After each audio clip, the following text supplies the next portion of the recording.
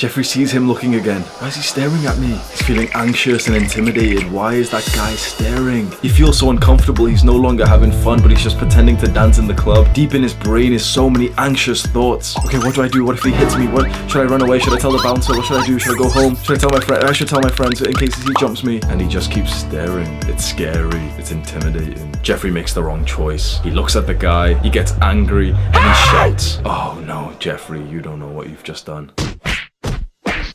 Adonis!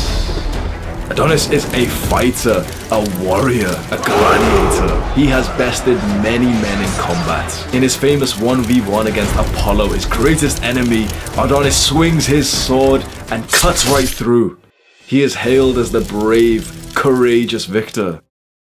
If only they knew that Adonis was scared this entire time.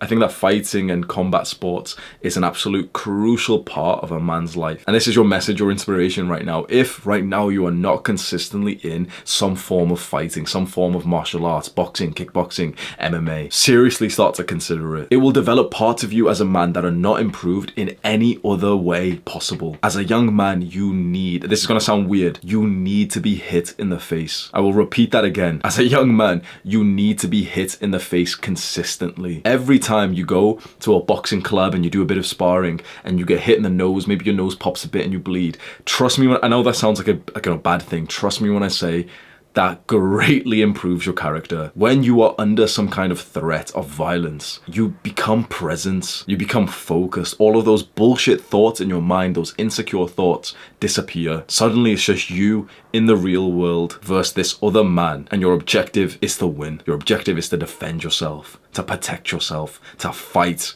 to go to war. As much as that develops you, and it has developed me. I acknowledged yesterday, and I'm kind of proud for this acknowledgement, even though it seems, you know, kind of weak or whatever, but I acknowledged yesterday, I'm scared before every fight. I always have been. Before every single fight that I've been in, whether a street fight, you know, like stupid drunken club shit, or sparring through martial arts, every single fight that I've had, I've been scared beforehand. I remember being in university, so in university I was, you know, 19, 20, 21 years old. I'm 25 now. I was way more of like a young, dumbass party boy, so I was like a party fuck boy. I'd go to like clubs and stuff for the purpose of like, you know, like drinking alcohol and taking drugs and like trying to hook up with girls. I'd spent like 2 years of my life doing that shit. And the worst part about all this was the violence that often does arise in, you know, think about the environment of a nightclub. There's girls there who have dressed quite sexually. The guys are going there because they're horny. Like, quite frankly, anyone who fucking says clubs are for anything else, I just go for the music. Shut up. Shut up, Eve. The reason why you go to clubs, the reason why you go to like parties and stuff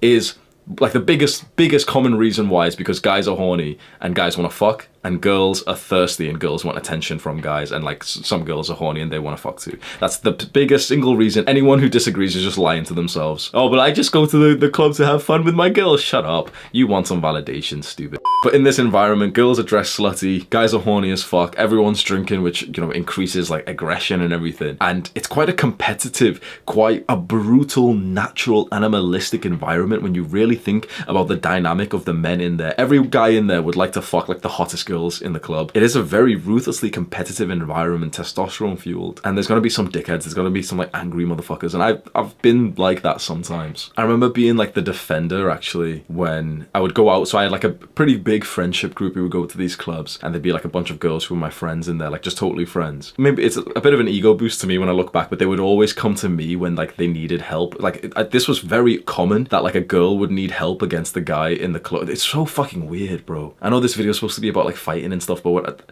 the club scene, like the party scene, is so fucking weird because this would happen extremely often where the girl would be like very uncomfortable because a guy was literally touching her or following her or just wouldn't take the message that like she didn't want to speak to him. I don't like to throw the words like harassment and everything, but like probably it does suit the definition. It's like, yeah, he was kind of harassing her. And this would happen to like girls like pretty much every time they'd go out. And I know we're not supposed to, you know, victim blame, but I just think back to those girls. I'd be like, what's wrong with you? Obviously the guy's the problem, but like, what's wrong with you? Like what goes on in your brain to make you crave to keep going back into that environment? And obviously like there's a lot wrong with me as well. When I think about myself, I was going out 3 times a week, taking fucking drugs and stuff. Like I'm not devoid of the, you know, the wrongness. I was fucked up in the head as well. But this would happen quite often, almost every single night. Like the girl would run up and say like, oh, can you get this guy off me and everything. happen. And the guy would just be like horny as fuck, but he'd be like fucked up like social skills and drunk, so he didn't know like when to take the message, and the girl's not interested and whatever. So I should have been nicer, but like maybe through ego, I wanted to like intimidate these guys. And the way that I would do it is like I'd walk up to them, square up to them and say like, nah, she's mine, bro. Like, you know, proper aggressively just say shit like, nah, she doesn't want to talk to you. And literally 99 times out of 100, the guy would get the message instantly and be like, oh, I'm really sorry, bro. Like this, and like want to like, you know, to like, go to handshake me. And again, because of my big fat ego, I'd go one step further. He'd say, okay, oh, I'm sorry, you know, I'll go now, just to handshake me or fist bump me. And I'd continue staring at him and just threatening him until I turn around and walk away right now. I'd be saying this shit. I'm a fucking horrible guy when I'm thinking back about this. I don't know why the fuck I was that aggressive, but I would be saying this like looking alpha as fuck, bro. Guess what? Inside of my mind, I was shitting myself. Inside of my mind, I was so fucking afraid of what could happen. My heartbeat was fast. Maybe from the outside,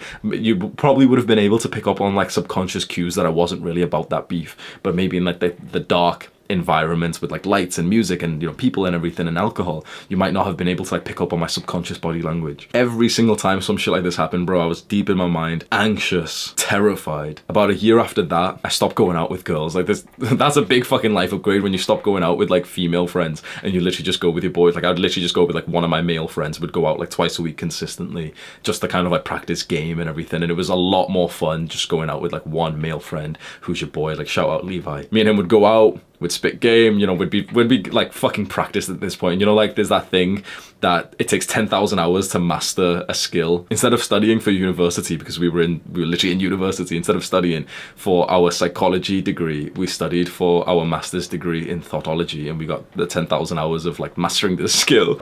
Going out 2-3 times a week, speaking to girls and just getting into fucking trouble. And then I remember that related to mental health, 100% related to mental health, both mine and my friends' mental health kind of deteriorated. We were a lot more like, you know, it's a whole story, but we were like a lot more like lonely because we used to be like really social guys living in like the central part of the city, but then we moved away and we kind of like lost touch with like most of our friends, and we started smoking weed every single day and started drinking more, you know what I mean? So mental health was a bit fucked. And there was times when we'd go out and like more shit would kick off. And there was a particular night that I just want to kind of describe to you, where in the club, you know, it's the same thing, you know, we're dancing, we're talking to girls, we're kissing girls, hooking up and like speaking to guys, and you're just chatting random shit. And I don't necessarily remember what happened specifically in the club that night. Whatever happened in the club, who knows? But we eventually leave the club and we're on the way to get some like chicken or some shit. It's like 3 a.m. and my best friend's black, so obviously we're gonna go get some chicken. Am I allowed to say that? So we're walking out, we're going to the takeaway, and across the street is a big group of guys, and like a couple of them are shirtless, and like that's usually a very fucking bad sign. If it's like, we're in the UK, so it's not warm or anything. If it's like 3 a.m, if a guy's drunk and shirtless, you know for a fact he's a fucking dickhead. You know he's a dick, especially if he's not like jacked, because there's the jacked guy who takes his shirt off because he's got an ego. Like that's me. So I like, you know, I'll take my shirt off in the rave because I've got ego and stuff, but like that doesn't necessarily mean I'm like a fucking angry person who's like stupid. Whereas there's the standard, I want you to just imagine like a flabby young British man who's drunk off pints with his lads and he's taking his shirt off. I want you to just imagine his personality and his like demeanor and shit. And they were across the street just shouting, yelling, screaming. I remember like we said some shit back, and one of the guys followed along with his friends, but like one of the guy at the front literally just starts walking, like charging towards us. There was a very large road, right? So it took him maybe 15 seconds to walk over. I was so fucking scared. I remember like literally starting to shake. My heartbeat started going fast. He got closer and closer, and I remember even bitching out. Like we were kind of shouting at him, he was kind of shouting at us. And when he came closer, I remember fully bitching out and almost like complimenting his physique, and like I was so fucking terrified. Honestly, I was so scared. He came over, he didn't say anything. He literally just went and just hit my friend straight away. Like he pushed him with force. My friend, like, you know, just taken back. He was like frozen as well. Without thinking anything, I literally just right hook this guy straight in his fucking teeth, like in his chin. Right, like the perfect kind of right hook where like when you hit someone from the side of the chin, they twist. They literally twist like a fucking Beyblade. He just twisted, collapsed to the floor, like fucking not unconscious, but like fucked, like, you know, dizzy and stuff. And because of the sake of like authenticity and stuff, bro, like we fucking kicked him and everything on the floor. Like, fuck this guy, bro. Honestly, like I'm supposed to, you know, oh, and then we called the police, bro. Fuck that guy. He crossed the street, he chatted some shit, he swore, started aggressively, like, you know, he fucking hit my friend. Bro, I hit him, my friend kicked him on the floor, and then his friends came over, and it's fucking screaming, pushing, everything. You know, girls are just getting in the way. Ah, like fucking long hair, bitch and everything.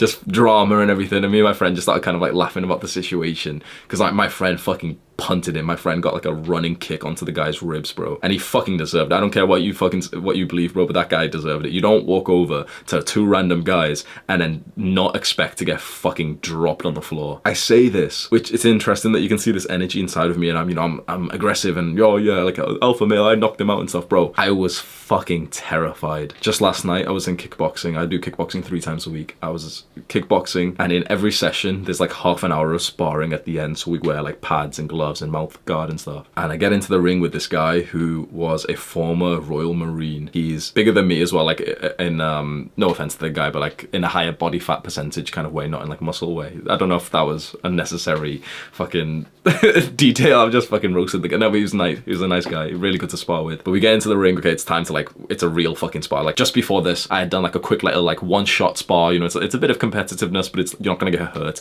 in what's called like a one hit spar where you just take turns to like hit each other once. We get into the ring, the coach tells us, okay, get into the ring, your points are going to be added up and everything, and you're going to go, okay, full on to it. You're going to like fucking, you can knee, you can kick, you can hit for the face and everything. And I just remembered that same feeling, and this is when I thought of this video title, because I was literally stood there at the corner of the ring, you know, just before the coach was about to tell us the fight, and I was so fucking scared, bro. I felt so much fear inside of myself. My friend stood next to me, George, was, you know, giving me some advice. He was like, you know, like just breathe, go for the jabs, do this, do this. And I was like pretending to listen to him, but bro, I was so I had so much fear inside of myself at this moment. But then the coach says, go, the bell rings. I launch forward, go with the attack, hit him, get a bunch of good hits. He hits me a bunch of good times as well. And as soon as action is taken, as soon as there is some momentum, the fear stops, and then it's all about technical skill. It's all about competitiveness. It's all about, okay, what am I going to throw? What is he leaving open? Oh, he jabs and he doesn't bring his hand back enough. Okay, I'm going to go for the right hook. Next time he jabs, boom, fucking good hit. He goes in for a kick, but he doesn't go back out. Okay, I'll kick him twice on the back of his leg. Suddenly I'm in the flow state and it feels good. He hits me extremely well. The guy I was against was like a fucking former Marine, bro. So he gets a bunch of good hits on me. A few times he jabs my nose and like my full-on head like pushes back like that. And then before I know it, the 1.5 minute spar is over. Me and him fist bump each other and like, you know, thank each other for the session, the spar. The fear's gone. I feel good. Everyone's been watching, put up like a good fight and everything. Feel fantastic. And then 5-10 minutes later, it's time to spar again, and the exact same fear is inside of me, bro. This time we go inside of the cage is locked. It's just an extra fear thing of like, you walk into the cage and like the guy behind you locks the fucking cage behind you. There's no fucking escape. You're in this tiny ass little cage. There's no escape. Just whilst we're waiting for everyone to kind of set up and start watching us, I feel that same level of fear inside of me. I'm fucking shit scared, bro. But again, coach says to start, we start, touch gloves, start hitting each other. What fighting has taught me, and I'm not a professional fighter at all, but the experience that I do have is that we can have fear, we can be scared of something, but go forward anyway. Do you know what that's called? Courage. Courage is the skill of disobeying your fear, and it is a beautifully masculine trait. So develop some courage within yourself. See this as inspiration right now to perhaps get some experience, some knowledge in some kind of like self-defense skill, or just specifically go to some kind of club, train, and just start getting into sparring. You'll have to, you know, buy the gear and then the mouth guard and stuff, and you know, there can be quite a lot of friction to start. But as soon as you started, bro, you never want to give it up. I'm literally like rocking backwards and forth, excited. My next session is on Monday. I'm like so fucking excited. It's Saturday right now, and I just want it to be now. Like I literally just want to get back into the ring. I'm excited now. On Monday, I'm gonna go train. So it's 1 hour like normal training session, and then we have a half an hour sparring. As soon as the half an hour sparring comes, bro, I'm gonna be scared again. But just being scared of something, seeing that there is a risk of something, does not mean that you have to freeze. It does not mean that you can't take action. It is a fantastic habit to get into, to feel fear, but then to be courageous and go forth anyway. Martial arts will do that for you, and I really hope you can find like a really good club to join. Click on this video right now to learn more about street fights. Do the hard work, especially when you don't feel like it. Mwah.